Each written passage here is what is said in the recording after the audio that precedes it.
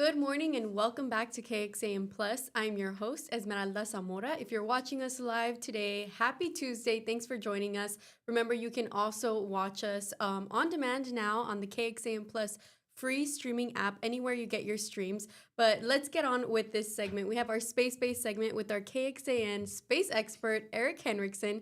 Eric, how are you doing this morning? I'm doing fabulous. I've had a lot of fun science stories the last week. I'm vibing. Is vibing okay? I'm vibing You're today. vibing. When I said Tuesday, you were kind of confused. Well, time and space have collapsed on my brain. There's a lot of collisions. I don't know what on the day horizon. it is. All I know is you messaged me and said, "Come on down." I was like, "All right, let's go. Let's do this." Let's do it. So today we're going to be talking about black hole clashes and some new discoveries that have to do with them. We have an object that is flying into the solar system as we speak. Discovered from outside the solar system. Ooh, what is it? Oh, we have an answer. It's not as scary and mysterious as I'm gonna make it sound. But the coolest one, we'll start with life on Mars. And that's one we're always talking about. I know, and this one we actually have. I don't want to say proof, but like something details? along those lines. Yeah. So last Wednesday, I'm doing the math in my head. Last Wednesday, NASA announced that the Perseverance rover found rock samples in I keep forgetting the name of the crater, the Jezero crater, that showed potential signatures of life on Mars. So potential signatures. I want to be very clear. Potential signatures. So that's kind of like, we didn't find little green men. Little specks of molecules, Yeah, maybe? they're like parts of the rock that they look at and go, that's what remnants of life look like on Earth and other specks of rock. Wow. So we have comparison points to Earth. But these specks, I know it's like we're saying like specks, it's pretty simple, but it is specks. But this is, when we're talking about life on Mars, I think a lot of us still think about War of the Worlds, and there's going to be these craters, there's going to be these giant tentacled creatures that come out and turn do all sorts of stuff to our planet, and then viruses get them there. That's a spoiler for a 100-year-old book. But it's not like that. Mike Tice from Texas A&M is one of the people who researched life on other planets and life here on Earth, and he had this to say about what life is on other places. So when we're talking about potential life on Mars more than 3 billion years ago, it's really important to realize we're not talking about little green men or creatures that would run in front of the cameras and smile as they went by.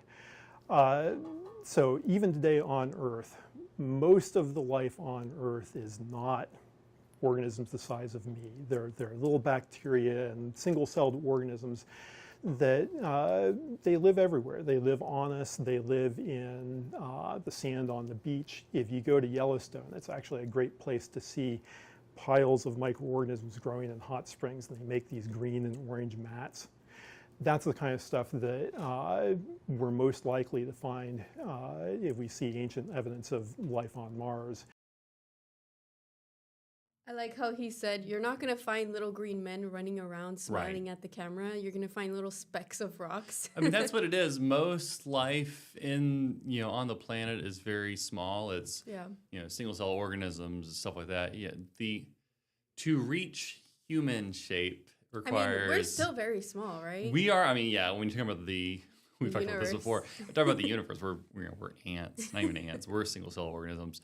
But if you just on a planetary scale, to reach this, which, I mean, come on, this is a lot of work. So it takes a lot to get here from an evolutionary standpoint. So most life that exists is single-cell organisms. It's plant life. It's algae, stuff like that. So what does that mean for the discovery? I know we haven't discovered a full human body or extraterrestrial, but we're finding little specks. Finding little specks of potential life. Does that mean that it could later develop into a human up there or something like that? Likely the reverse. Likely there was something and now it's gone. So Mars has no atmosphere, a very thin atmosphere. There are theories that it once had a much thicker atmosphere, and when you have a thicker atmosphere, things like greenhouse kind of conditions exist. You have greenhouse gases, things like that. Yeah. And I'm actually looking to a story on that on Friday, so we'll have more next week. Talk about that specific part. But the gases allow for there to be an atmosphere and allows there to be water, and then within water, cells can develop into multi-cell organisms and life. but Mars now, the atmosphere is very thin. Something must have happened in the ancient past, if life existed. That's scary. And I we don't think want it that did. to happen to Something us. must have happened to Mars. No telling what it was. It's something about Earth's kind of a weird thing when you look at the number of planets we have. It's kind of a odd man out. So it has the conditions, the atmosphere, the humans on board humans living here. Humans live on Earth to kind of keep it in a condition. But Mars, something must have happened to thin out the atmosphere over time. And when that happens, whatever life was there, with stuff like this, since this is what we're seeing, it probably, if it existed, my guess would be single-cell organisms. There's other places in the solar system, not saying the galaxy, just the solar system, our solar system locally, like Ganymede, Io, Titan, these moons of Jupiter, that possibly also could have had life. And if they have it, I think it's, Europa. Europa, one of the moons of Jupiter, it has a big, thick, icy shell. And there's an ocean beneath there. And so we actually anticipate if there's any like multi-cell organisms, they would be there on Europa. But how we find life on Mars and here, or even on Earth, is it's kind of complicated. Is it that machine from that video? So that that's was like playing? drilling the holes and like taking out samples. What is that called? That's Perseverance. That's the rover. And so it has like different pieces on it. I don't know all the individual pieces. How many samples has it collected so far? Let's see. I think it took about 30 samples. It's going to take 36 samples eventually, and those are going to remain on Mars. But Mike Tice also talked about, again, from Texas A&M, about how we find life, and you can check that out here. So when we're talking about potential life on Mars more than 3 billion years ago, it's really important to realize we're not talking about little green men or creatures that would run in front of the cameras and smile as they went by. So even today on Earth, most of the life on Earth is not organisms the size of me. They're little bacteria and single-celled organisms that they live everywhere. They live on us. They live in the sand on the beach. If you go to Yellowstone, it's actually a great place to see piles of microorganisms growing in hot springs. Because we're talking about things the size of bacteria, single-celled organisms, and looking for evidence of them, it's really difficult to just walk up to a rock with a camera and to see direct evidence that microorganisms are around. And so a lot of what we do is look for evidence of their breeding, their metabolic activity, and that comes in the form of redox reactions. Some of the best ways to see redox reactions are to leave a cast iron skillet out and let it rust. That's a redox reaction. This was happening on the Earth more than 3 billion years ago. You see these red layers in this rock where probably organisms were performing redox reactions with iron and producing, in this case, this nice red color. And in the case of the rocks on Mars, we're seeing places where they were taking iron that was like this, breathing it, and forming other minerals that were reduced in a different color in the center of these leopard spots, or the reaction fronts. I like how he showed that rock in his Right. hand and explained, like, this is the type of stuff that we're finding. Yeah, we're seeing these layers on the surface, but we're seeing these layers on Mars that are, showing, hey, there's possibly life that existed here, creating these chemical reactions. So, And it's similar to what we have here on Earth. I know there's a lot of spots around the United States where people go hiking and they take pictures and they say, oh, we're on Mars, because it looks exactly the same. I mean, it really does. And you can see similar layering like that all over the place here in Central Texas. If you go anywhere where the Balcones fault has happened, which is like the green belt, you can see it there. You can actually see like those layers in the rock. Have you ever been to the Grand Canyon? No, but I do want to go one Grand day. Canyon, you can see those layers pretty distinctly. There's, I think it's called the Painted Desert, is another area on the road out to the Grand Canyon that has the same layered structure. And it's a certain element that causes that? Yeah, it's just different. So you can see again the history of the planet and the elements that exist at the time. And I'm curious in a few million years What it's gonna look like? ours will look like, the layer where humans existed. Well, What that will look like. what do you think it's going to look like? Oh, it's probably gonna be really, really messed up. all the stuff we're breathing into the atmosphere, you know, all the carbon dioxide and everything, all the greenhouse gases. Again, we're talking about potential life. I want to kind of emphasize this again. They did not find aliens. Not little green aliens. No green aliens on Mars. Roger Wint, I believe is his name, from Purdue University, talked again about the potential discovery of life, and I want to show you what he said. One of the things we have to make clear is that these are potential biosignatures. There are possible other explanations for them, and so we have to kind of really check those out too. But when we put all of the facts together, one of the most likely possible explanations is that of a biosignature in the ancient record on Mars. And so we call these potential biosignatures. But it's the closest we've come to finding something like this outside of Earth. The closest we've come. That's interesting. I wanted to crush your dreams just a tiny bit and then build them back up again. So yeah, so it is the closest we've come to finding alien life. Pretty huge. It's pretty big discovery. Seems like a small step, but I'm sure it's a huge step, right? Every small step is a huge step. That's true. You know, one step at a time. There's some ancient saying about that. Anyway, we'll find out more in the future. What we're going to have to do next is send people to Mars to pick up the rocks and look at them closer. There's only so much data you can pull from a machine. The machine has to be designed to pull that data. And so a human can do a lot more. If they're there physically. Yeah, and also they can bring different equipment and check it out. Now that we know what we're looking for, we can look for other things. So, you know, every step counts, and we'll learn more about. The cool thing is we learn more about life other places. We can learn more about life here and change how we do things.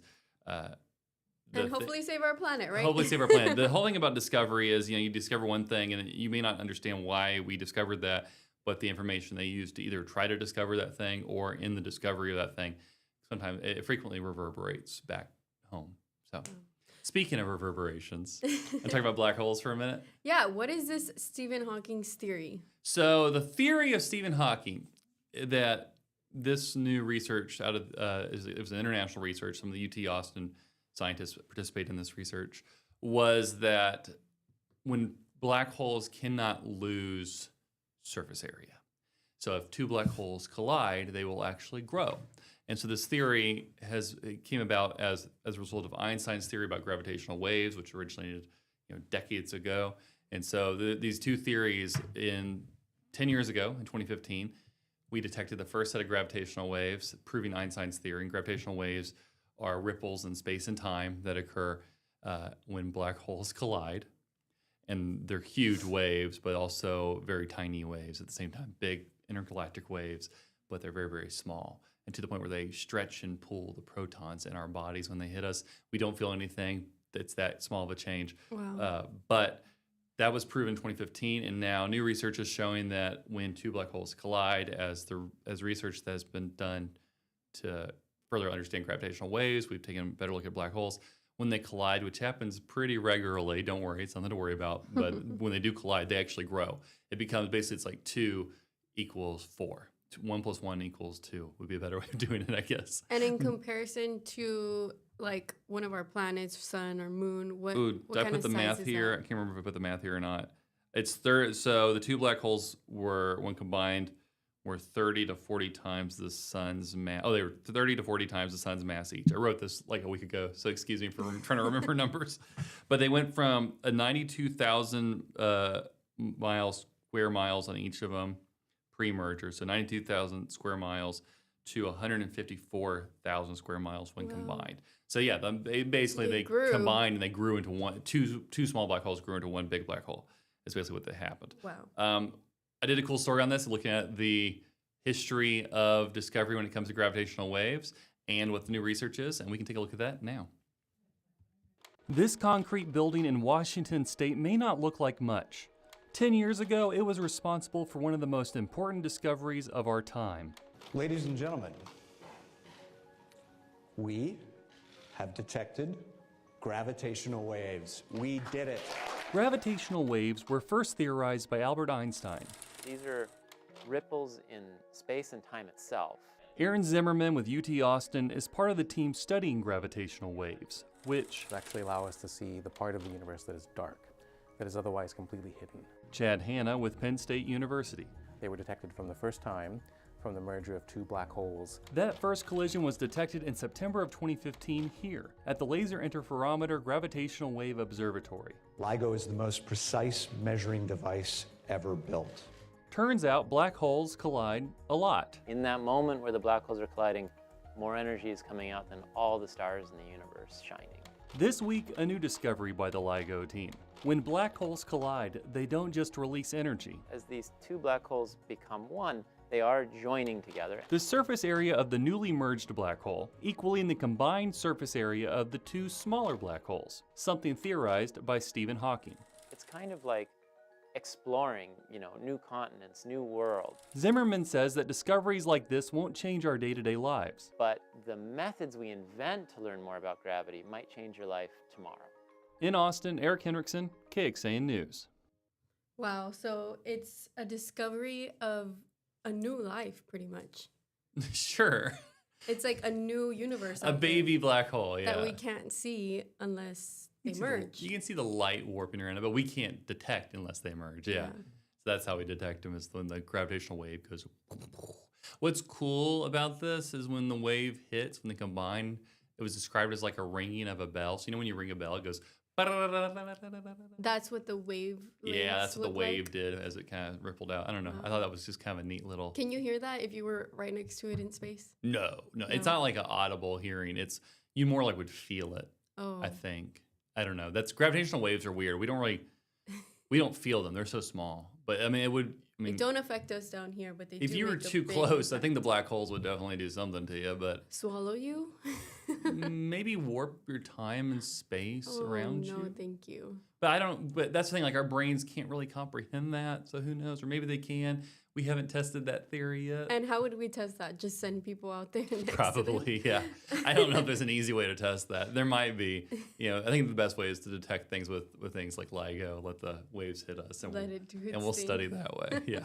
Let's not jump into a black hole, shall we? Well, they were so excited when they found out that they actually discovered that. And Well, yeah, it's this old theory, and now we have proof that they exist. So pretty interesting. That Einstein guy, pretty smart. Pretty smart feller. Pretty smart feller. He. I wonder if he said anything that was like, that's a little out there, and then it wasn't true. I'm like sure he did. just made stuff up. Just was like throwing things out there, and people were like, yeah, sure, Einstein. It was Yeah, part Albert, of his we'll do brand. that.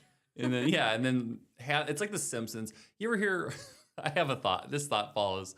You ever see like on The Simpsons where it's like The Simpsons predicted blank, or they predicted that. It's just because there's been 9,000 episodes of The Simpsons. So they throw have out to enough try stuff. everything. Yeah, they have enough stuff out there, enough jokes that people make connections. I wonder if Einstein did that too. Just threw out a bunch of theories under the hopes. One of these bound to work. This I don't think that's true. I don't think it's true, but now I'm thinking it might be true. So it's somewhere in the middle. But yeah, I proved Einstein's theory of gravitational waves 10 years ago, and now we have proof of Stephen Hawking's theory. So what does this mean for the future? More studies of gravitational waves, and that technology they use can hopefully help us. They have really sensitive devices they use to measure gravitational waves. So that sensitivity will hopefully, it can come back to our own technology in different ways. Finally, we had a weird object enter the solar system. Was it a black hole? No. A comet? This was a comet. So it's actually only the third object ever detected from outside of our solar system entering our solar system. The whole. Since we've started detecting stuff, Okay. and we've been watching the stars for hundreds of thousands of years, but not really documenting or studying them. So this is the third one that we know for a fact. The last one came in 2017, and it was a name I'm going to try to pronounce. You ready? Umumaumua. Oh, I messed that up. That was good. Oumuamua. Yeah, something like that. I heard the guy pronouncing it like 20 times, and it's still not sticking. I'm sorry. I don't know who named that, but I blame them. Anyway. Scientists and their weird names Yeah. for things. So that object was like weirdly shaped, and so people thought, oh, it could be an alien ship. I think it was kind of like cylindrical, and this is 2017, but we don't really know. We put up hypothesis and we make guesses, and they think it was probably like a comet or something. How close is this new one to us? Not close at all. Right now, it's like way out there next to the other planets. I think I wrote down the date. It's like 2030. It gets close to us. Oh, I don't think I wrote down the date here. I didn't. couple Yeah, it's like years. 2030. It gets close. It'll pass between Mars and the sun. This is how far away it'll get, but it's not going to get close. And then it's going to spin back out. But it is a comet, is what Will they we believe. be able to see it or? Yeah, we'll be able to see it when something? it's that close. We might well see like a comet trail. It's called 3I Atlas. Oh yeah, I do have the date. I'm stupid. It'll close passes to Earth in December. I don't know where I got 2030 from. This December? This December. Okay, so December it's 19th. close. I don't know where I got 2030 from. That number was holding in my head for some reason. I did write things down. I am smart to write notes because I don't remember It numbers. says 2025. It says 2025. It gets 170 million miles away, but it does pass like between Mars and I'm doing like I gotta hold my hands up here. It goes like Earth, Sun, Mars, and it kind of does like that. So it's like doesn't get close to Earth. but really. it's like, Passes within Nice the Mars distance. orbit as it kind of like arcs back. what would It happen will if get it in did within- get close? Nothing. It's too far away. It's safe. Hard to break it. Sorry to break it to you, but we're fine. But it will get like it goes like within the orbital ring of Mars, but doesn't. And it's not gonna like pass Mars either. It's just within that ring. So if you have like a grid, it's gonna go within the section that's like this is the Mars section. Yeah. When it circles back out, but when it's funny because it gets it goes close and then Back out. heads back out. Wait, it circles the sun because that's like pulling it in. But sun, it'll go within that ring and come back out. It gets close to us after it gets close to the sun, which I think is kind of cool. But yeah, December 19th, 2025, this year, not 2020, 30, Not 2030, 2030. 20, I don't even know. I can't do numbers anymore. So unlike the 2017 one, we do know it's a comet, and Stephen Dush from what was it, Arizona State University, he took a look at this and kind of explains why. And here, take a look at that. So when 3I Atlas entered the solar system, it was immediately recognized that this object, unlike Oumuamua, was actually doing all of the things we expect a comet to do. It was discovered pretty far from the sun, so at the time, it wasn't hot enough, the ices weren't sublimating at that point in time, so it wasn't doing all of the things comets do when it was first discovered in early July. By late August, it was doing all of the things comets are expected to do. And as we go forward, we expect it to turn sideways around the sun. We'll get a better vantage point of its tail, and it has a tail just like comets do. We expect to be able to detect more gases in its coma, and we're looking for certain key gases, maybe looking for the rate of water vapor versus carbon dioxide vapor, looking for nickel and iron emission, obscure things maybe, but we're looking to see more of the gases we expect comets to eject because so far it's been ejecting them just like comets do. So it started pretty slow and then quickly started Yeah, gaining that traction of an if you actual think comet. about like the sun as a big weight on a sheet, Mhm. as it got closer to the sun, the weight of the sheet of the sun on the sheet pulled down. And sped up. Yeah, as all as the- you get closer to gravity, kind of it gets a hold of you and takes kinda control. tugs. Yeah, so it likely originated billions of years ago in a different solar system, We discovered it in July right? And so it's coming out. It'll come back in December, and then it'll circle back out 2030. through the 2030, 2025. I don't know why I have 2030. That's gonna bug me all day. It'll provide us some samples of chemistry from outside our solar system, not actual samples, but like we'll be able to scan and get images, see the chemical makeup on it, based on the tail, based on the colors, that kind of thing. And there's no aliens on board. There's no aliens, so scientists have rejected all claims that there are aliens. Like the 2017 one, people were like, "Oh, what is it?" But it's What's on important. it? Yeah, but it's important not to like completely rule it out, but like have a hypothesis, test it. And Stephen from Arizona State University again talks about that. So here's why we rule out aliens. The idea that this object from outside our solar system might be not natural, that's a very natural question to ask, and especially when Oumuamua was the first object discovered and it reminded us of the spacecraft in Rendezvous with Rama. So it was just really natural to think. And we always should be alert to these questions and not ignore them. And I don't think any of the scientific community is ignoring these questions. But when we look at this object, Oumuamua or 3I Atlas, and we see, all right, if it's a chunk of ice or a chunk of ice and dust, then we expect it to do certain things, and that's what we see. We see it doing those certain things.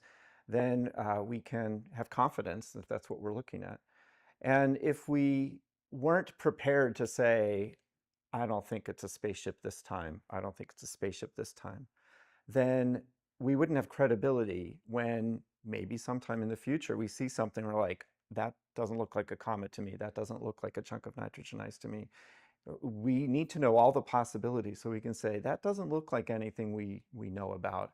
Yeah, then maybe that one could be a spaceship. We want to have credibility as scientists when that day finally comes. I like how he said when that day finally comes. I know, I was thinking that too. It's I was coming. like very optimistic. Yeah, it's coming someday. Who knows when? Oh, mua, mua. There we I go. heard him say it. Oh, mua, mua. I listened to him say it like 10 times before I walked down here. Could not remember how to say it when we actually had to get That's to the word. an interesting Oh, name. mua, mua. Mua, I mua. wonder what the origins are. I do remember that happening in 2017. I just don't remember all the details of that happening. But anyway, yeah. So we started with the aliens. We're ending with the aliens, but not And really. the truth is, there's no aliens. Truth is, there's potential life on Mars, so there is Not- aliens. Not aliens yet. No, you and I are arguing on this one. Potential life, I count as aliens. Yeah, but they're like little rocks. Yes. They can't come take over our planet. Is that what you want? Well, I mean, it seems interesting. It seems interesting. Okay, I'm gonna introduce you to some hobbies that don't involve alien conquering. I want Earth. them to come here and say, you guys don't have to do anything, just relax and have a vacation. You have a much more positive outlook on aliens than I do. That if they're gonna come here, I've seen signs. It's one or two good things. Neither of them are good for us. I don't like scary movies. I'm not watching that. Oh, Signs is a good movie. I like Signs. That's a very good movie. Anyway, that's our show. That is our show. Aliens, no aliens. And black holes comets, colliding, black creating new holes. life. I like how you tried to make the black holes combining into like a life form to kind of connect the dots better on today's show. But it doesn't. But no, it doesn't. It's, That's not how I it hope goes. black holes aren't alive, because if they are, ooh, that tells us something big. Then I'm really scared. Yeah, you should be. Well, we have this article that has been published on our Yes, website. we've had that up. I had it from last week, but you know what? It's still cool. It is cool. What So- can we find in this article? More information on black hole research, more information on the bells ringing, which I think is still pretty cool. That right there is the actual wave, the gravitational waves. I didn't get to include that on my story because there's just so much stuff. And actually, those are actual photos of black holes, by the way. This? Mhm. Whoa, I didn't Yeah. think they looked like that. Yeah, I mean, not the best photos, but we're working on the It's something. technology. Yeah, we're getting there. We're getting there. And I put some cartoons in there too. And a nice little video You know, I love a cartoon. explaining. Yeah, I like to explain these things as best as possible. Interesting. Well, if anyone is interested in reading more on black holes and clashes and all that fun stuff, it's on our website, KXAN.com. Eric, thank you for joining me. For anyone who wants to rewatch this video or watch our previous space-based videos, where can they do that? On KXAN Plus, available on Apple TV, Samsung, Fire Stick, and I'm missing one. Google? Google, Google Chrome. What's the other one? Apple, Fire, Samsung, and Roku. Roku. My Yeah. Roku is on my Samsung. It's not like a stick anymore. It's just like on the Oh, app. that's It's just an cool. app. Yes, that's why I always forget Roku. I have a Samsung TV, smart TV, but I put a Roku in it. You did not need to do that, by the I way. did not need to it's do on that. there. It's an app. You can watch Bake Off, American Bake Off, or Baking Show. I think it's called a baking show in America. You know what I'm watching? You know what I'm talking about? No, but The I'll Great look American into Baking it. Show, which is just the Great British Bake Off. Oh, but But they call America's it baking. version? Well, it's like a whole, like, Pillsbury owns the word Bake Off. Oh, So I don't know. If anyone else is a big fan of that show, it comes on every Friday on in my Samsung house. TV. Well, the new season's on Netflix, but the American show is on Roku. Nice. So it has the same Interesting. judges. Okay, we'll stop talking about Bake Off. That's also about creation. Do you like cupcakes? That's the show for you. If you watch it, let us know what you think about it. Send us an email. Give us your review. Thank you, Eric. Thank you.